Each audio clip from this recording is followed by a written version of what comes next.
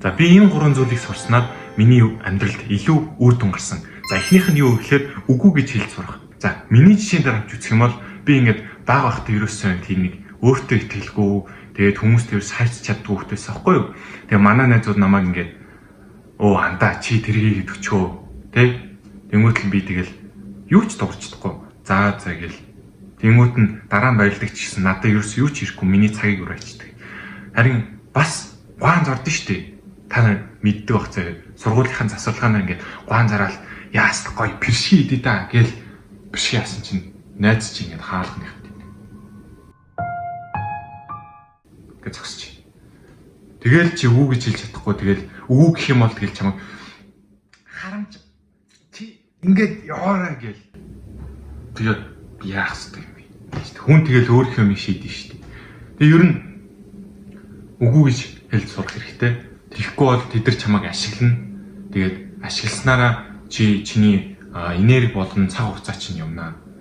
Тиймээс үгүй гэж хийж сураарай. Тэгээд таньдаг байсан ч гэсэн заавал тэр хүндээ юмыг хийж өгнө гэсэн ойлголт бол байхгүй шүү. За хоёр дахь нь юу вэ гэхээр энэ хүмүүстэй битгий мэтгэлц бас маргалд. Тэр хүн чинь ямар ч чамтай ямар дотнож өгсөн ч гэсэн битгий одоо маргалтаар мэтгэлцээрээ. Ягаад гэвэл штэ нэгт чи тэрнийг ойлгох гэсээр гад хамаг цагаа алдна. Хоёрт чи тэрнийг ойлгох гэсээр гад хамаг энерги алдна. Тэгэхээр цаг бол алт, энерги бол үйлдэл واخгүй юу. Тийм болохоор чи энэ хоёр зүйлийг өөр тийм нэг өөрийнхөө хүссэн гой зүйл дээр ашиглаж болно заяа. Одоо жишээлбэл заяа. Чи ингээ найзтайгаа маргалтаа гэж үтэй заяа.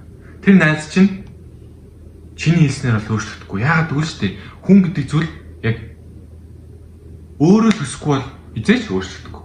Чи одоо тэр хүнд өө чи наа чин буруу байж штэ чи заавал тэрийг өөрчлөлтөө гэсэн ч гэсэн тэр хүн хүсэхгүй байвал эзэж өөрчлөгдөхгүй штэ. Одоо би чиний жишээ авч үзье. Би дээр нэг найзтай хэлсэн аахгүй. За андаа наад веб чин те электрон тамхи чин муу шүү андаа наадтай болцгоо. Них гой зүйл биш ээ гэсэн чинь за тэгэл дараа сар нь харсан чинь татчих байсан.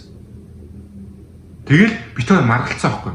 Чи яагаад ингэ юм хоёлоо яг гоё ирээдүйд яг гоё хамууж штэ яг бүр нэр насан туршээ нэг гоё нэр тэ хүснээ хийл та гэсэн ч гэсэн тэгээ үгүйгээд аргалтаад бит хоёр баг найзлах гэсэн аахгүй. Ийм жишээ байна заяа. Тиймээс битгий хүмүүсийг тэгээд ойлгуулах гад хамаг энерги цагаа өөр тэгэл болоо. За сүүлчийн буюу 3 дугаар арга. Сүүлчийн за байж. За сүүлчийн буюу 3 дугаар зүйл.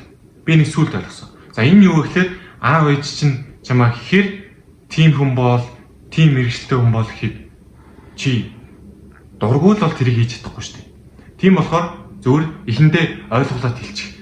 За аав ээжээ би ийм хүн болох гээд байна тий.